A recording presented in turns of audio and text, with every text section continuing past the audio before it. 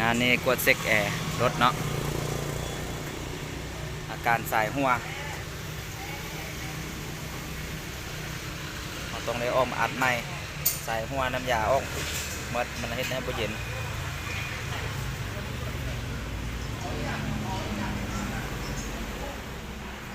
ทีมงานกำลังอัดสายไหมเนาะ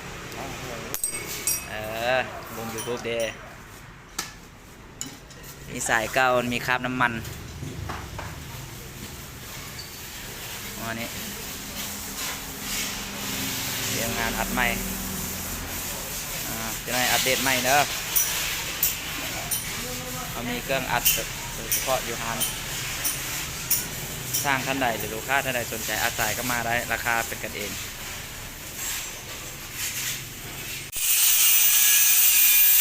ทีมงานกำลังอัดสาย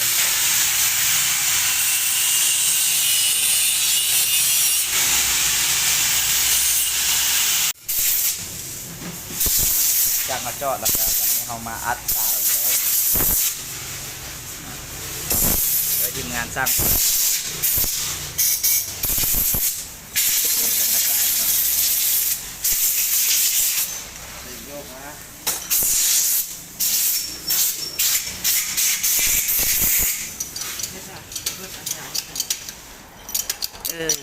โบบิดมันเลยไปโยกมันมือขึ้นมา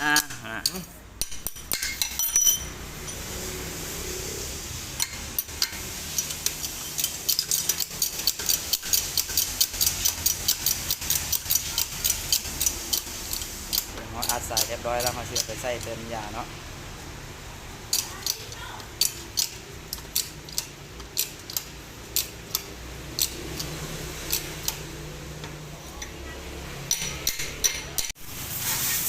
หลังจากเราอัดแล้วเราก็เอาสายมาใส่โดยเบื้องฟางนั่น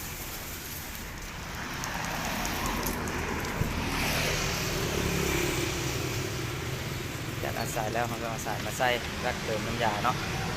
อัดลมก่อนเอาเชียวข้ามขั้นตอนเขาก็ได้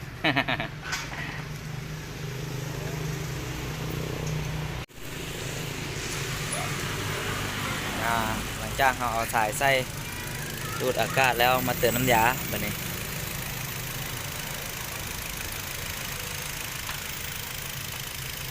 ลูกค้าท่านใดหรือสร้างท่านใดอยากอัดสายมาอัดอาหารเขาได้หรือสร้างเฟิร์สมีประสบการณ์10 ปี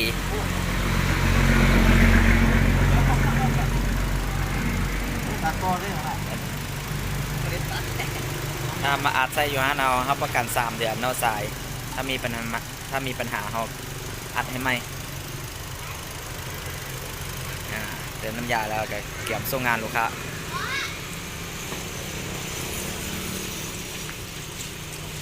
ช่องทางติดต่อทาง